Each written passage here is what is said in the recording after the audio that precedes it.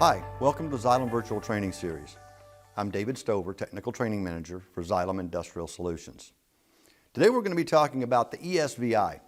Now the e-SVI is an immersible pump where we can see right here where our pump is down located below the surface of a tank, and it pumps fluid up and out for machine tool applications. And for today's application, we're going to do a mechanical seal replacement inside the pump here. Now we'll be following all of our instructions. It's inside of our installation and operation manual. Now you can find a copy of this manual at goulds.com. You go to goulds.com and in the search bar type in e-SVI and it'll take you to the product page for the e-SVI product. There you'll be able to find your brochure on the product along with the installation and operation manual, and that'll show you all the information of how we're going to be operating today. We're going to start with the disassembly of our pump. Right here, we're going to take off our coupling guard right here. Now the first thing we want to do is make sure that we've got our safety gloves on so that we don't get any cuts. Additionally with this, we want to make sure that we have the power turned off to the pump if the pump is in service. We want to lock out the power, make sure that it can't be turned back on once we get into the pump and start working with it. And we also want to make sure that we don't have any pressure on the system. Relieve any pressure before we take the pump apart so that we don't have anything that comes out on top of us. So with that, let's go ahead and start with our coupling guard right here. We've got 2 screws on the front side here, and there's another coupling guard exactly like this on the back side that we'll remove. It's exactly the same with the same setup with screws right here. So we'll take these screws out and get the screw on the opposite side.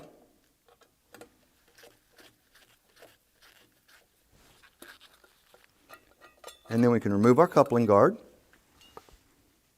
Now here we'll see our coupling on the inside. We're going to go to the back side and remove our coupling guard back here.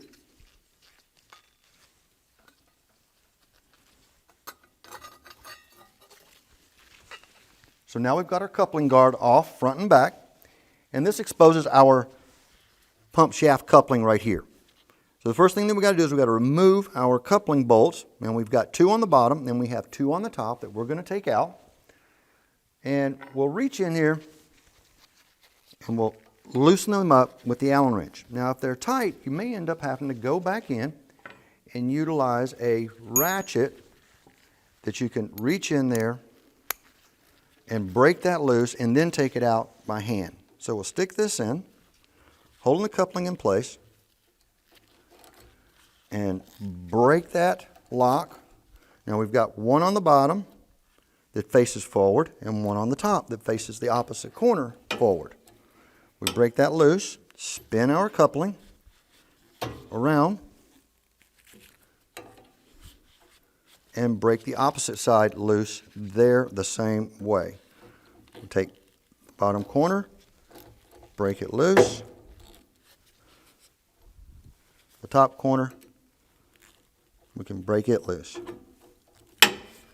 Once we've got this broke loose, we can then go to our T-handle wrench here, spin this out quickly and easily.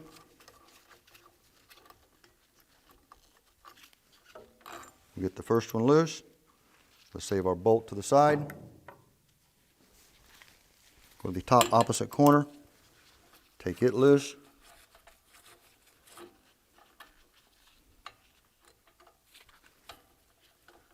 Set our bolt to the side, turn the coupling, get the opposite too.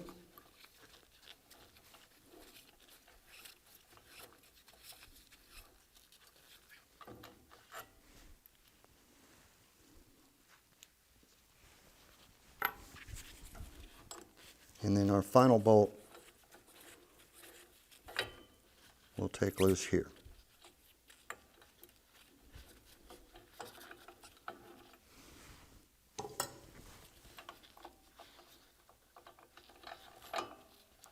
With our bolts out, our coupling then separates.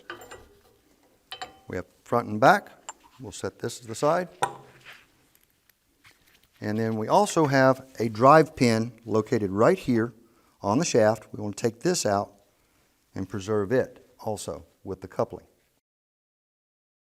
Okay, so now once that we've removed the coupling, the next step we have to do is remove the motor itself in order to replace the cartridge seal. Now, we break our motor bolts loose.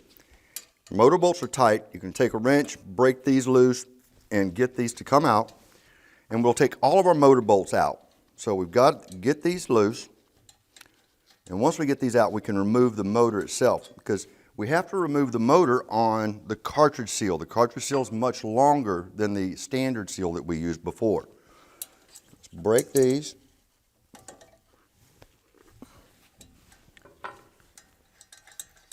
So we've got 4 motor bolts on here. We've got 2 in the front, 2 in the back. We'll take the back bolts loose and get these out of the way, and then we can remove our motor. Okay, now that the motor bolts are out, we're going to take our motor, lift our motor off carefully, take this up, set this to the side so that it doesn't go anywhere. Now we've exposed our seal chamber down here at the bottom. We can get to it a lot easier and get our seal out. So now we're removing the seal plate. We have to break these screws loose right here, and we're going to use these to push the seal plate out. Now, before we can take it all the way loose, we have 3 smaller Allen set screws right here. We've got to break these loose because these are what's locking the seal to the shaft. So we just want to loosen them up. We don't have to take them all the way out. And we'll get these loose, and then it will slide off the shaft with the jacking screws. Get these loosened like so, and that should be good. And now we'll finish up with our screws here. Let's take these out. So once we get our screws taken loose, we're going to move these screws to a hole right here and another hole right here. Now these will thread right into these holes, and it'll push down against this plate right here. So I'm going to come in from the top. I'm going to set my screw in position, and this is going to tighten up just like this. And I'm going to do the same thing with the other screw over here. I'm going to take this one out, and we're going to move it to that other screw hole.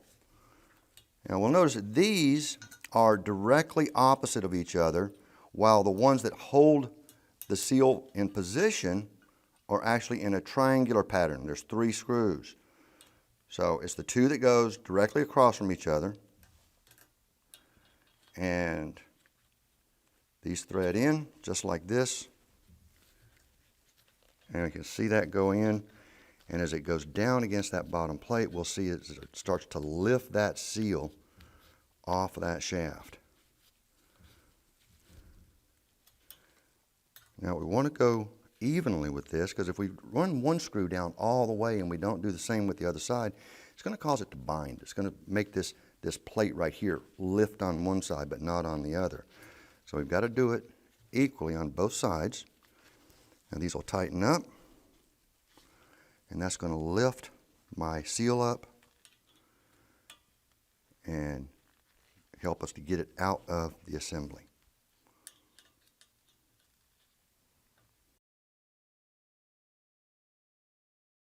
Okay, so now we've got our set screws here run all the way down, and it has lifted the plate. At this point here, we're going to take 2 screwdrivers, and we're going to reach in. We're going to place them right here on the lip on both the front and the back, and just slightly pry upwards, and we'll see the seal assembly lift right out. So we'll move these out. Now we can lift our seal assembly all the way out, and we've now removed the old mechanical seal cartridge. We'll take our screws off here because we're not going to use these on this seal. We'll put a new seal in. Let's take these out, set them to the side.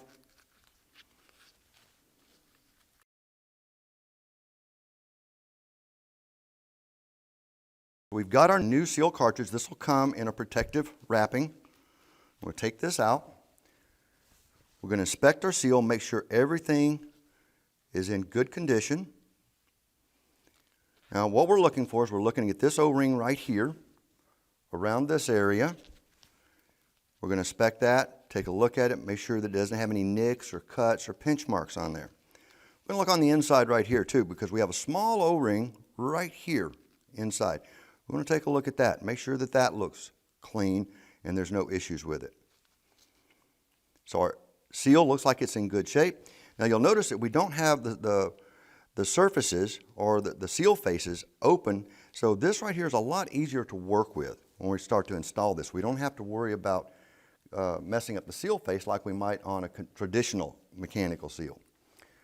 Now before we put the seal on, we want to inspect our shaft. Make sure that the shaft is clean. We don't see any burrs, we don't see any rust or any other material in here on our shaft. So we're going to take this and look at it, clean it, inspect it. If we see anything on there, maybe we'll take a little piece of emery cloth and brush that and clean it up. So this looks like it's in good shape. Now we're going to use a little bit of our lubricant, our P80 lubricant that we use here. I'm going to put a little bit on this O-ring right here, just so that it'll slide down into the seal housing on the top of the pump. Now we'll slide that into there, put a little bit there, put a little bit on our O-ring in here too, because again we got a dry seal in here on a dry shaft. We're going to bring this in from the top, set this right here, and gently push it downward onto our shaft. That slides in. We're going to go all the way down.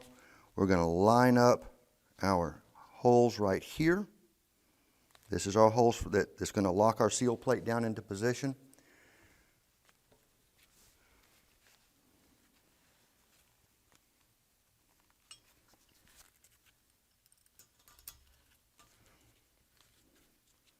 So to get these started, we want to run them down evenly all the way around.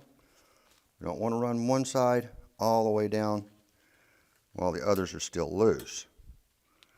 Now, remember whenever we took the other seal out that we had the set screws that locked the seal to the shaft. Now we're not going to set those until we set the shaft height. Remember those set screws were right here, these set screws here. We'll set these on the new seal once we get this adjusted with our coupling.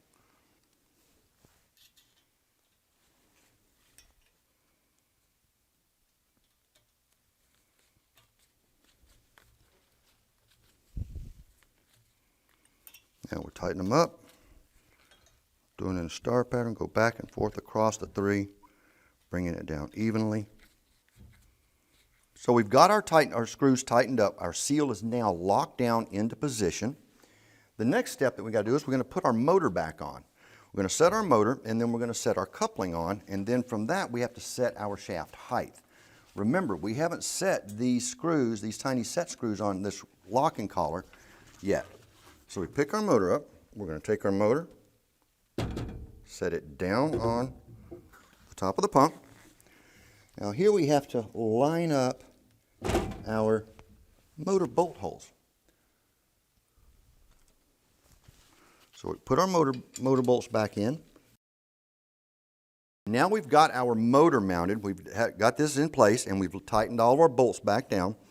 Remember, we've got a drive screw or pin that goes in our pump shaft right here, where it's just going to sit right there for the moment. And we also have, remember, our setting tool. This is what sets our shaft height. Remember, this was connected to the side of the pump over here. We're going to take that, we set it in right here, right down at the bottom. And our coupling is going to set down against this. So we take our pump coupling like this, and we'll see that we have a hole in the end. That's where that pin goes in right here. We'll remove this. We'll set that shaft height. Let's get our pin in position. Get this in. Take the other side. We're going to set it in the same way. And we get it all locked in. There we go. Right there. Now we'll see they're together. Now we're going to take our screws that we used to hold this together, and we're just going to set them in place and get them to hold the coupling together at this point right now, okay? I'm going to start the nut on this. Now the back side of this coupling is kind of hexed out so that nut slides back up in there and holds it, so I don't have to have a wrench on the back side. I'm going to take my Allen wrench here. I'm just going to spin it down till it just touches. And when I tighten these up, and final, I've got to make sure that this gap right here is the same on both sides right here too, okay? I want it to be close. I mean, we don't have to use like a gauge or a mic or anything like that, but we just want it, you know, really close so that it's not closed all the way up on one side and, you know, wide open on the other. If you do that, what ends up happening is you get your coupling is out of balance and it'll cause vibration. So, all right, so we snug this up. I'm checking my gap. I'm a little bit wider on this side. Let's see if I can close this down just a little bit. I don't want it tight. I just want it kind of locked into place because I still got to lift this shaft up. Get that's closer. That looks a lot better. Okay, now I've got two more screws to put in. You'll notice that two go in from this side and the other two go in from the opposite side. And they're on opposite corners too. So we get the nut started on here. So we get our shaft up. We're going to take it and set our setting guide right here. Now we've got that underneath the bottom. At this point, I'm going to take my small Allen wrench. This is for my set screws that I had here. We're going to take these and set these to the shaft at this point right now. So now we've got our spacer on the bottom of our coupling right here. We want to put this in. It's going to set our coupling at the right height. We get this into position. We're going to tighten it up. And as I said before, we want to make sure that we've got our gap between the sides here the same, but they also have to be the same top to bottom so that we don't have a triangular shaped hole or something in there as we go. So we're going to tighten it up front and back, top and bottom. Make sure that we get this the same all the way around.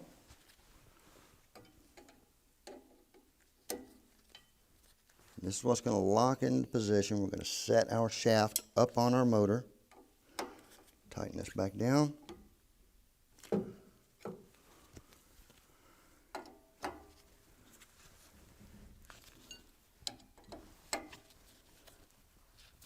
And then I'm also going to set my screw using my small Allen wrench. I'm going to set the locking ring around the bottom of the shaft or the seal.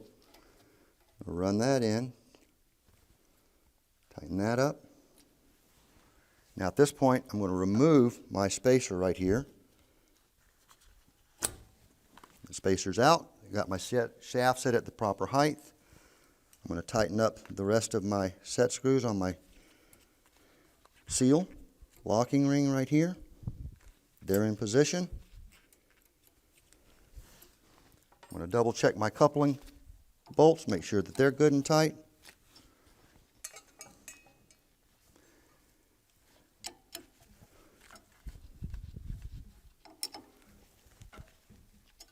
My bolts are good, my coupling's good. Check rotation, my pump spins freely. We've replaced our mechanical cartridge seal for our pump. The final step, always want to make sure that we put our coupling guards back on for safety. It's going to go here. We're going to use our two set screws right there to lock this into position, and we have completed our project. So thank you for watching our video today. If you need any additional support or you need literature, go to goulds.com and enter the information in the search bar.